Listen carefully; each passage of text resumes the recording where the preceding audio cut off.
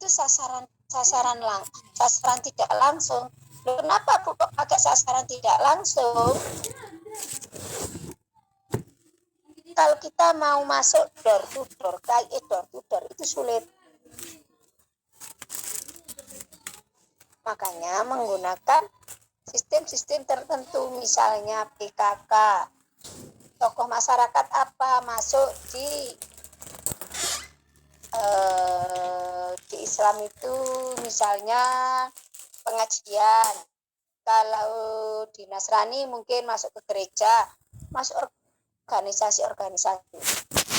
Itu zaman dulu. Kenapa? Karena saking beludaknya penduduk. Sementara KB, masyarakat belum menguasai menerima apa itu KB. Padahal kita harus memaksa. Jangan sampai terjadi luapan penduduk. Kalau sekarang sih enggak. Bukan pemerintah yang menggalangkan KB.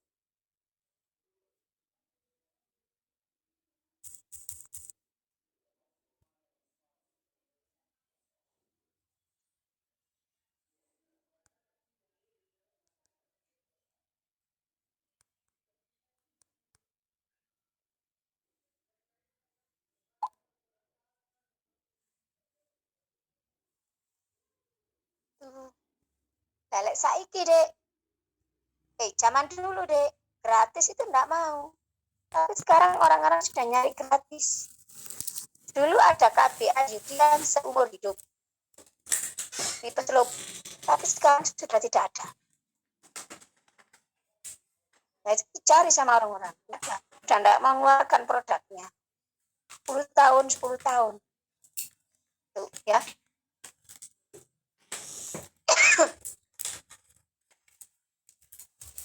Ruang lingkup program KB. Nah, pelayanan program KB itu diintegrasikan dalam bentuk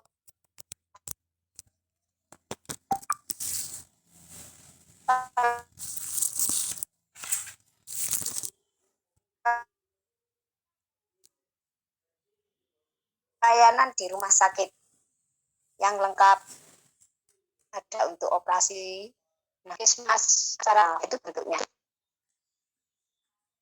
Nah, kemudian pelayanan KB mandiri.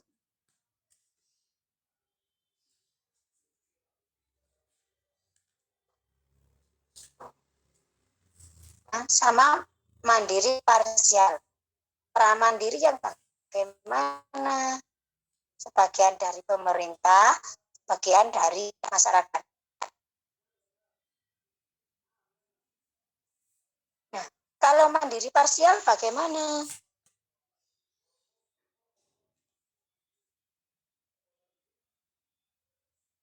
Pramandiri ini seluruhnya dari pemerintah gratis. Zaman dulu, sekarang nggak ada. Mandiri parsial, sebagian dana itu dari negara, sebagian dari masyarakat. Bayar. Ini yang beredar sekarang. Kalau zaman dulu yang pramandiri. Sekarang mandiri parsial dan mandiri penuh. Tuh, ada IUD yang harganya 1.500.000 sholat KB. Yang masang SPOD. Bidan-bidan jarang mau masang. Karena begitu salah masang sudah rugi. Nah, ini mandiri penuh sekarang. Ya.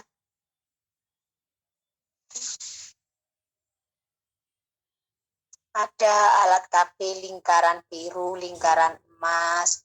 Ada alat KB yang cuma-cuma. Nah,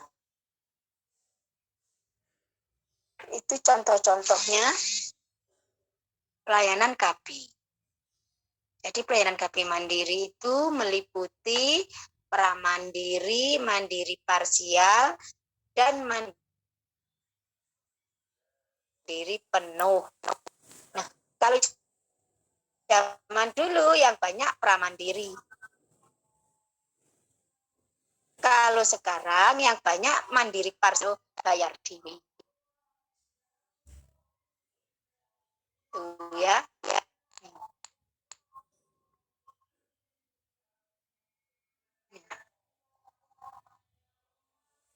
Bagaimana untuk melayani program KP itu bisa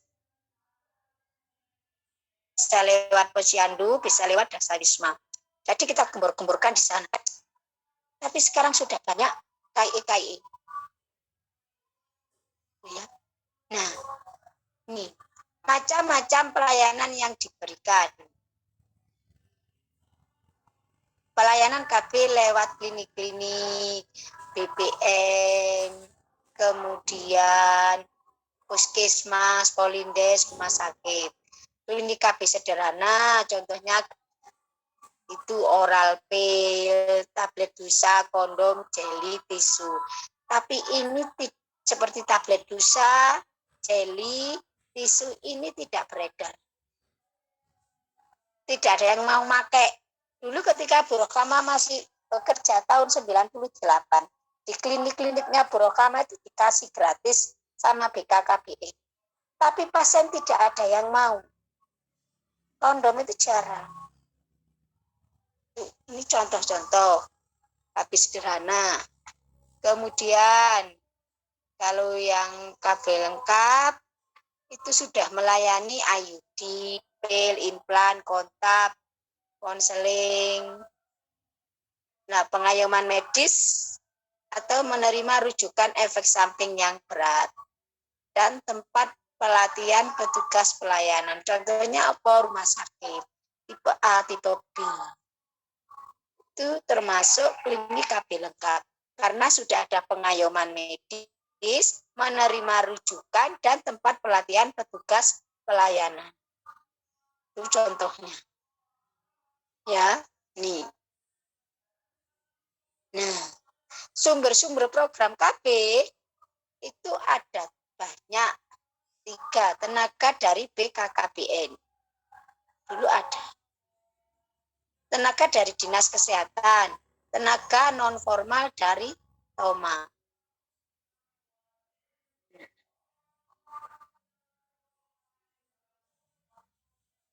Dari BKKBN apa yang menyediakan alat-alat itu? Tapi di BKKBN ini juga ada timnya, baik itu bidan, perawat, atau dokternya ada. Nah, tenaga dari Dinas Kesehatan ya pelaksananya.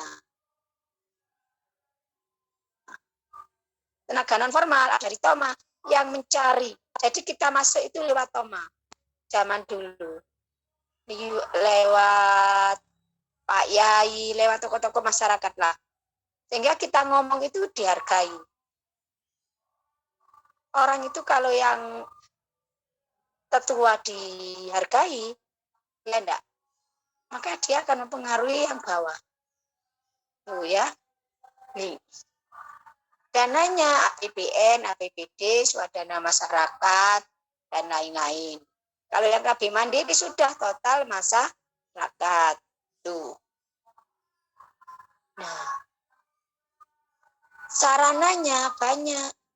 Ada sarana penunjang KIE, sarana penunjang pelayanan kontrasepsi, sarana penunjang manajemen apa, sarana penunjang KIE, radio, TV, media. Wis sekarang sudah masuk di internet. Nah, zaman dulu radio.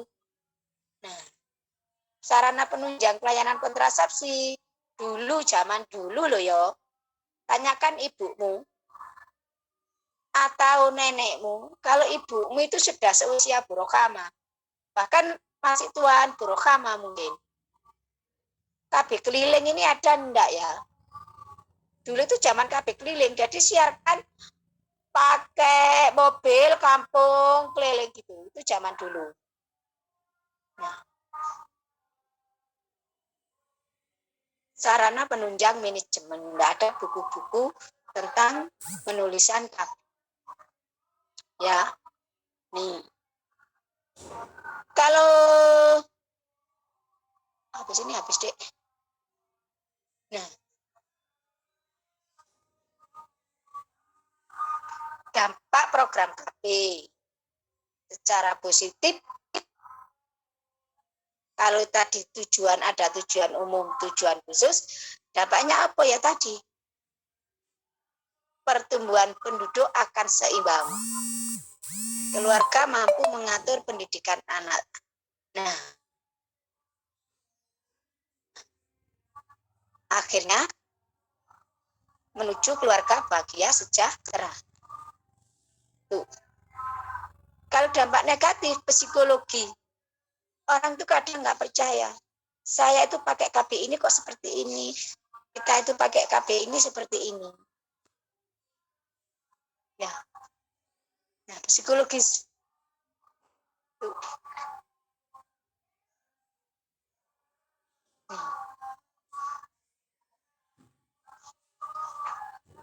Sekarang kita masuk ke KIE. Komunikasi, informasi, dan edukasi. Apa di sini? Yang kita bahas adalah KIE macam KB.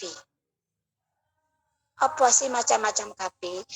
Yang kalian bahas satu persatu itu. Itu namanya KIE umum. Tuh ya. Nah.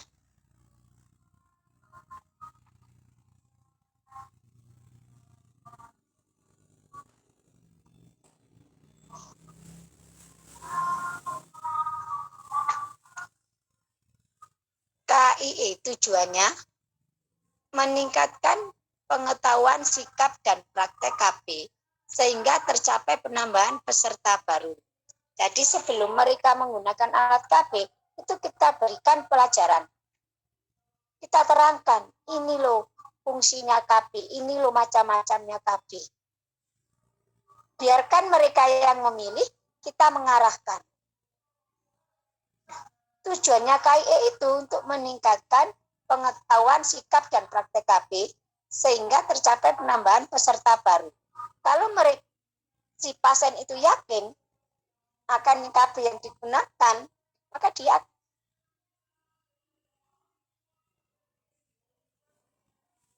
akan tenang, sehingga tidak gampang gonta-ganti. Tidak mudah dipengaruhi orang lain. Nah, yang kedua, membina kelestarian peserta KB. Tenang sekali. Yang ketiga, meletakkan dasar bagi mekanisme sosial kultural yang dapat menjamin berlangsungnya proses penerimaan KB. Contohnya bagaimana? Seperti tadi, ada komplikasi. Contohnya kondom, ada komplikasi. Kalau kita mengerti mulai awal, kok terjadi seperti ini, maka dia akan tenang. Kayak gitu. Ya. Nih. Nah, KIE itu ada macam-macam. Ada KIE massa, kelompok, perorangan. KIE massa bagaimana? Media cetak, elektronik, wawancara. Jadi masih umum. Bapak-bapak, ibu-ibu, nanti sore ada pertemuan PKK di Dasar Wisma A.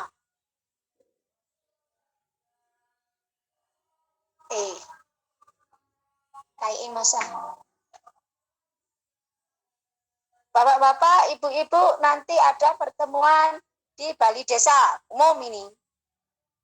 Ya, membahas tentang keluarga berencana. Terangkan secara umum global. Itu KIE massa.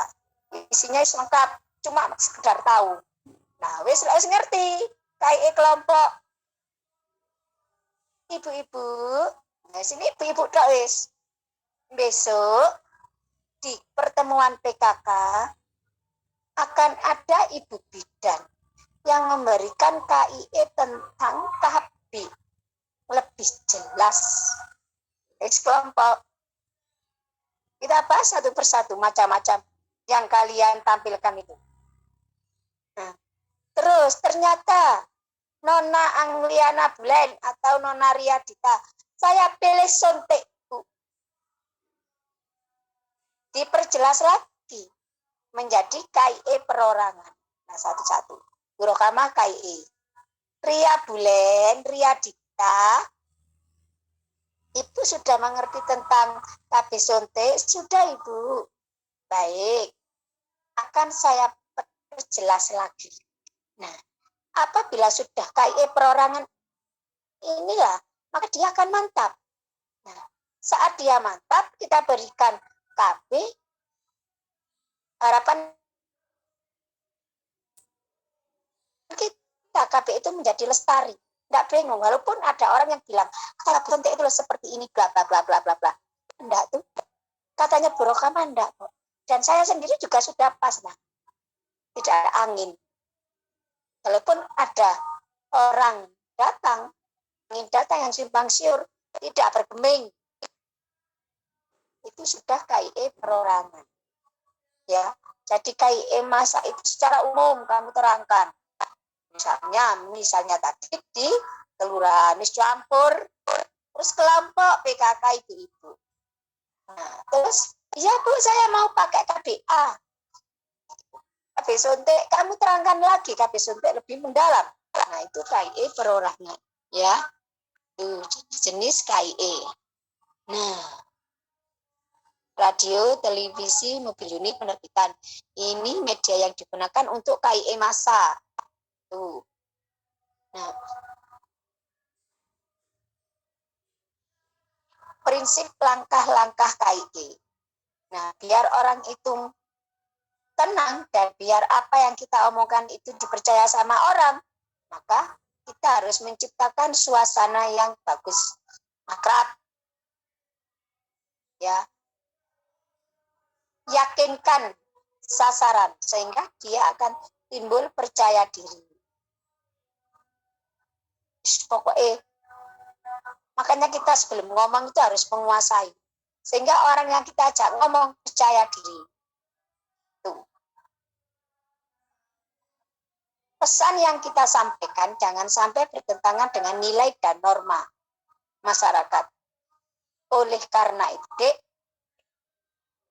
kalau kita mau atau diundang untuk menjadi pembicara, setengah jam sebelum acara kita harus datang dulu. Untuk apa? Untuk mengetahui bagaimana sih sosial budaya orang sini. Kayak gitu. Jangan diundang sekarang, pas datang jam ini. Kita tidak bisa melihat suasana di luar sana. Ya. Gunakan bahasa yang sederhana. Habis selesai ya, sudah 1 jam lebih. Gunakan bahasa yang sederhana dan mudah dimengerti. Kita tahu yang kita ajak ngomong ini siapa. Ya. Sedapat mungkin membantu permasalahan yang dihadapi oleh sasaran. Itu adalah KIE. Sekarang konseling. Konseling adalah pertemuan tatap muka di mana satu pihak, petugas medis, dan calon aseptor. Nah, itu konseling. Jadi konseling harus ada tatap muka. Nih. Ya. Nah.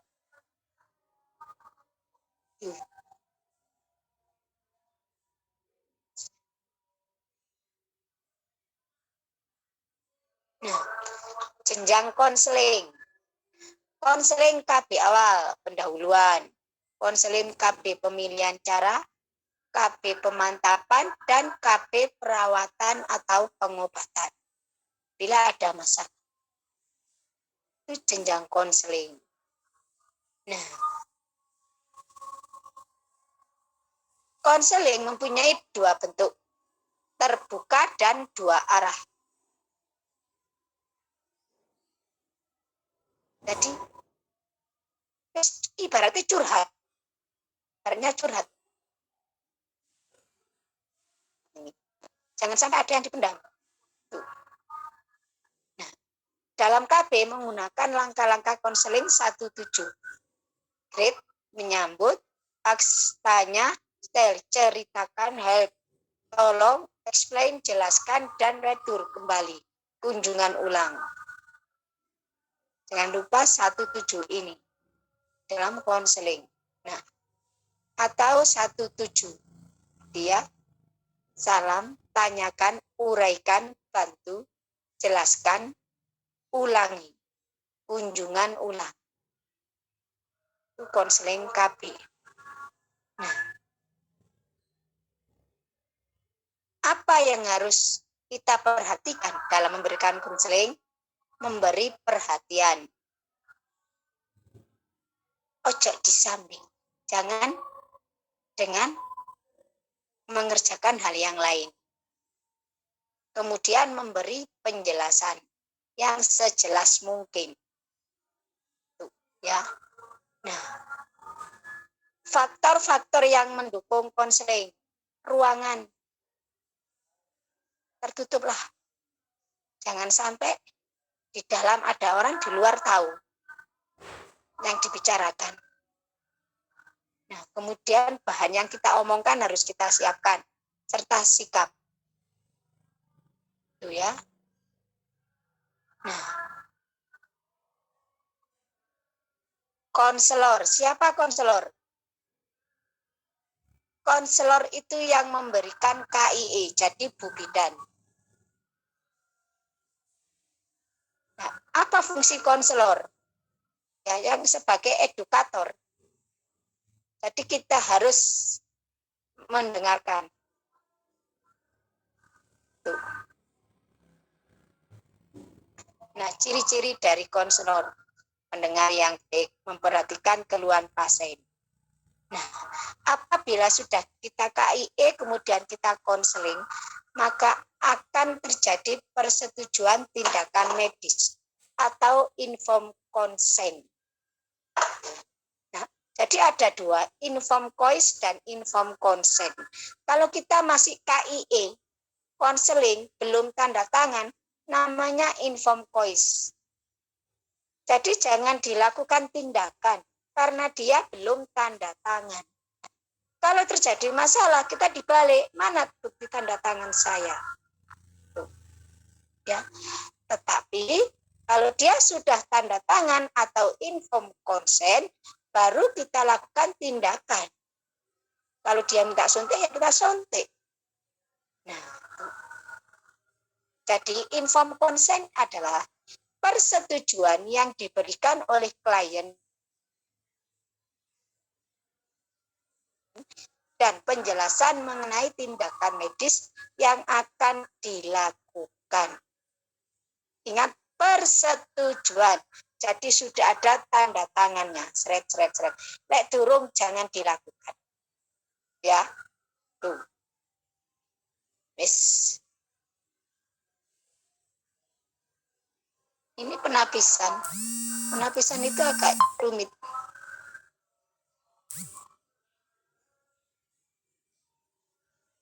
Daftar pilih. Jadi ada penapisan. Maksudnya penapisan ini bagaimana? Itu yang boleh menggunakan alat KB ini. Itu apa? Boleh menggunakan hormonal. Itu siapa? Itu penapisan. Ya. Yes. Sudah untuk sementara sampai sini dulu. Penapisan saya bahas minggu depan. Ya.